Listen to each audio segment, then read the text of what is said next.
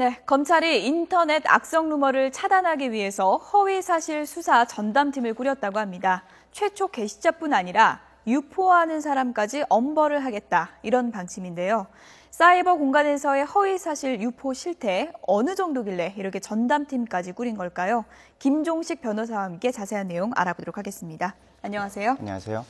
사이버 공간이라고 나와 있긴 한데 카카오톡, SNS 이런 것도 다 포함이 되는 건가요? 네, 사이버 안에 인터넷도 포함이 되고요. 예. 핸드폰상에 있는 카카오톡, SNS 다 포함된 개념입니다. 네. 법적으로는 정보통신망이라고 표현을 하는데요. 네. 다 포함된 걸로 보시면 되겠습니다.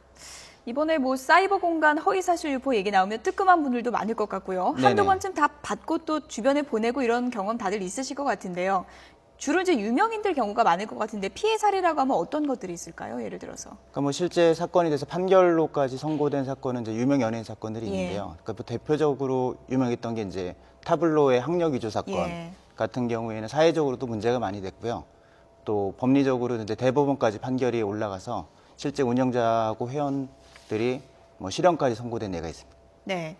그런데 이런 사이버상의 허위사실 유포 같은 게 어제 오늘 일도 아니고요. 네네. 상당히 오래전부터 이제 문제가 됐던 네네. 건데요. 이렇게 전담팀까지 이번에 이렇게 꾸리게 된 배경이라고 그럴까요? 어떻게 볼 수 있을까요? 그러니까 사실 작년 여름경에도 네. 대검찰청에서 이제 허위사실 유포와 같은 부분들은 엄정하게 처리하겠다 이런 지침을 발표한 적이 있었고요.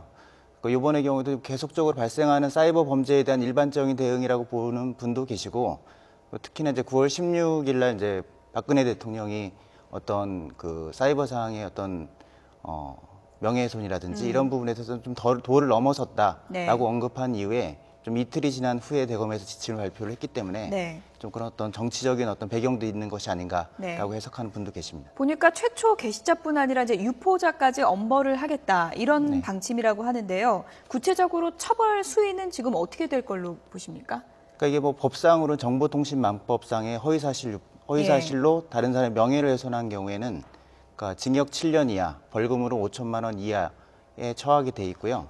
실제 운영되는 사례를 보면 이게 명예훼손의 경우에는 이제 피해자가 처벌을 원하지 않는 경우에는 또 처벌이 안 됩니다. 예. 그래서 그런 경우는 아예 사건 자체가 안 되고, 그러니까 검찰이 기소를 하는 경우에도 대부분은 이제 벌금형으로 처벌을 구하고 있고요. 예. 그래서 실제 실형으로 연결되는 경우는 크지 않다고 보시면 되겠습니다. 이번에 이제 명예훼손 처벌은 대폭 강화하겠다는 게 검찰의 네네. 입장 아니겠습니까? 네네. 어느 정도 변화가 예상이 되십니까? 그러니까 수사의 기본 원칙이 지금까지 불구속 수사의 원칙이라고 봤다라면 네. 좀 엄정한 허위사실 유포의 정도가 심하면 구속의 비중이 높아지고 또 벌금보다는 자유형을 좀 처벌되는 사례가 좀 더 늘어난다 이렇게 생각하시면 되겠습니다. 네, 앞서서 연예인 타블로 사례도 이제 네네. 얘기를 해주셨는데요. 타블로뿐 아니라 상당히 많은 연예인들에 관한 소문이라고 할까요? 네네. 출처를 알 수 없는 많은 네. 얘기들이 카카오톡이나 SNS를 통해서 이제 전해지고요.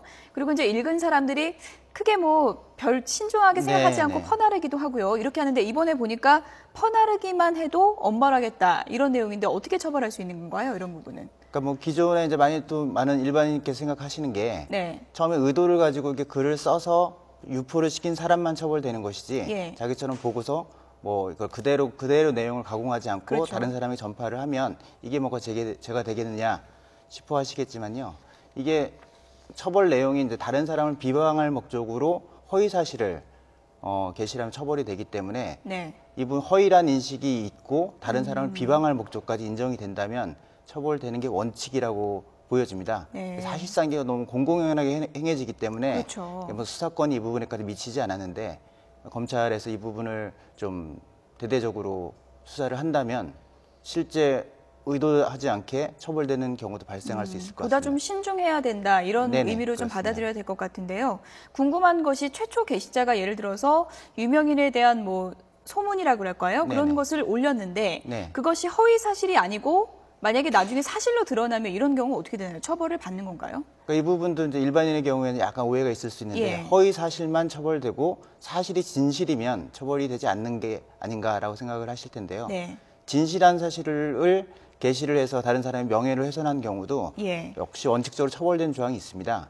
그래서 사실이 맞다고 하더라도 그걸 여러 사람들에게 알림으로써 명예를 훼손한다면 역시 처벌 대상이라는 부분을 좀 확인하셔야 될 것 같습니다. 네, 이렇게 뭐 검찰이 전담팀까지 꾸려서 이제 강력하게 이런 명예훼손을 막겠다는 의지를 보이고 있는데 일각에서는 너무 표현의 자유를 좀 억압하는 게 아니냐 이런 네네. 의견도 있고요. 또 다른 쪽에서는 오죽하면 이러겠냐, 뭐 불가피한 네네. 조치다 이렇게 보는 입장도 있는 것 같습니다. 어떻게 봐야 될까요?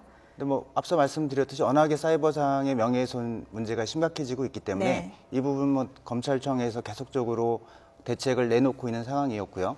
근데 이 부분 시기상으로 약간 좀 논란의 여지가 있는 부분이고 대책의 내용을 보면 고소고발이 없어도 전담수사팀이 서울중앙지검의 전담수사팀이 구성이 돼서 상시적으로 모니터링을 하겠다 이런 예. 부분이 있기 때문에 어떤 의도를 가지고 검찰이 접근을 한다면 예. 좀 정치적으로 악용될 소지가 있지 않는가라는 우려가 있는 현실입니다. 모든 게 이제 수위를 조절하는 게 참 중요할 것 네네. 같은데 또 일각에선 이런 얘기도 있는 것 같습니다. 이런 이제 뭐 소문이든 무슨 평가든 이런 유명인에 대한 얘기들이 이렇게 떠도는 것은 공인이라는 점에서 어느 정도는 좀 감수하는 게 필요하지 않을까라는 그런 의견도 네네. 있는 것 같아요. 어떻게 봐야 될까요? 법적으로 이제 다른 사람이 이야기를 한 부분이 예. 위법하냐 아니냐, 불법인지 아닌지를 판단하는 데 있어서 대상이 유명인이라면 그 위법성을 판단하는데 좀 더 신중해야 한다. 예. 뭐 이런 좀 논리가 있거든요. 예. 그래서 약간 그 법적 판단을 하는 데 있어서 분명히 그 부분도 감안이 될 것입니다. 네.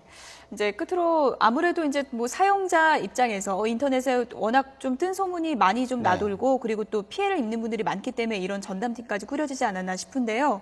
일단 인터넷을 사용하는 사람들의 이제 마음가짐 자체가 네. 조금 달라지는 게 중요하지 않겠습니까? 네네. 어떤 부분이 앞으로 좀 개선돼야 된다고 보십니까? 그러니까 뭐 이전에 이제 인터넷을 통해서 이제 음원이나 영화를 불법 다운로드 받는 경우가 많이 있었는데 예. 이게 뭐 소리바다 사건처럼 실제로 법적으로 처벌이 되면서 지금 많이 이제 지적재산권을 침해하면 안 된다.